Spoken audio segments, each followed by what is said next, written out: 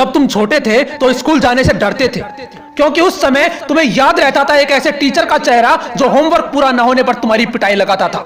लेकिन आज समय बदल गया है, तुम बड़े हो गए हो। अब ना तुम्हें माँ बाप डांटते हैं ना ही टीचर, इसलिए ना तुम ठीक से पढ़ते हो और ना अपने उस फ्यूचर के बारे में सोचते हो जिसकी चिंता तुम नहीं तुम्हारे माँ बाप ज्यादा करते हैं। 5 मिनट किताब लेकर बैठते हो तो तुम्हें आलस आने लगते हैं। तुम जब किताब के पेज पलटते हो तो तुम्हें लगने लगता है कि तुम्हें तो सब कुछ आता है। और ऐसे ही एग्जाम के दिन नजदीक आ जाते हैं, तब तुम टाइम टेबल बनाने लगते हो और सोचते हो कि 15-20 दिनों के अंदर तुम एग्जाम फाइट कर लोगे। हो ही नहीं सकता, क्योंकि एग्जाम हॉल भी एक युद्ध का मैदान है। तुम्हारे कंपेटिटिव्स तुम्हारे दुश्मन है, तुम्हारा पेन तुम्हारी तलवार है। लेकिन कोई फायदा नहीं है, क्योंकि युद्ध जीतने के लिए सिर्फ हथियार काफी नहीं है, पहले युद्ध नीति बनानी पड़ती है जो तुम्हारे पास नहीं है, क्योंकि तुमने तो तैयारी की ही नहीं। और इसलिए जब एक दिन होता है एग्जाम का तो तुम्हें एग्जाम का डर सताने लगता है। याद करो अपने माँ बाप का मासूम सा चेहरा उस समय कैसा होगा जब उन्हें पता लगेगा कि तुम एग्जाम से डर रहे हो, क्योंकि तुमने सही से पढ़ाई नहीं की। आज नहीं तो कल तुम्हें एग्जाम तो देनी ही पड़ेगी। आज एग्जामिनर लेगा तो कल ऊपर वाला। अब ये तुम पर डिपेंड करता है कि तुम एग्जाम हॉल रूपी इस युद्ध के मैदान से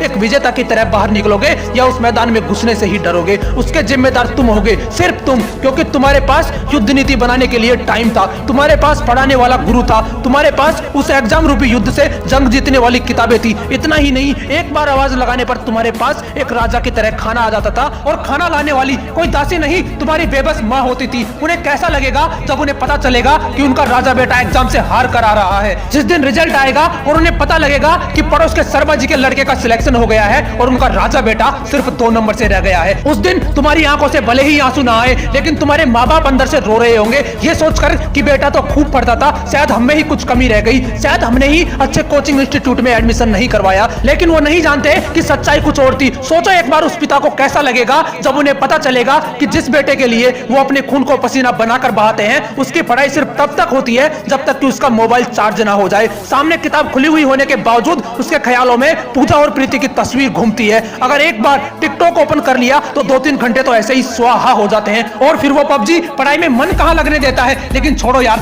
क्या फर्क पड़ता है तुम्हें इन सब बातों से। अगर फर्क पड़ता ना तो खून और पसीना किताबों पर ऐसा छपता कि टेबल बेड बन जाती, ना दिन का पता चलता ना रात का। पढ़ने के लिए किताबें कम पड़ जाती। जिस दिन एग्जाम होती तुम्हें एग्जाम का डर नहीं सताता, क्योंकि उस समय तुम अपनी एग्जाम के लिए बनाई हुई युद्ध नीति पर चलते और फिर एग्जाम हॉल से लूजर की तरह नहीं एक विनर की तरह बाहर निकलते। और जब तुम्हारा रिजल्ट आता तो पड़ोस के शर्मा जी के लड़के के साथ साथ तुम्हारा भी सिलेक्शन होता, तब तुम अपने माँ बाप को प्राउड फील करवाते। लेकिन तुमने अभी तक ऐसा किया नहीं है, पर कर सकते हो अपने लिए, अपने माँ बाप के लिए, अगर तुम चाहो तो। वीडियो अच्छी लगी हो तो इसे लाइक कीजिए, शेयर कीजिए, और ऐसे ही मोटिवेशनल वीडियोज के लिए मोटिवेशनल विंग्स को सब्सक्राइब कीजिए। मिलते हैं नेक्स्ट वीडियो में एक नए मोटिवेशन के साथ। जय हिंद, जय भारत।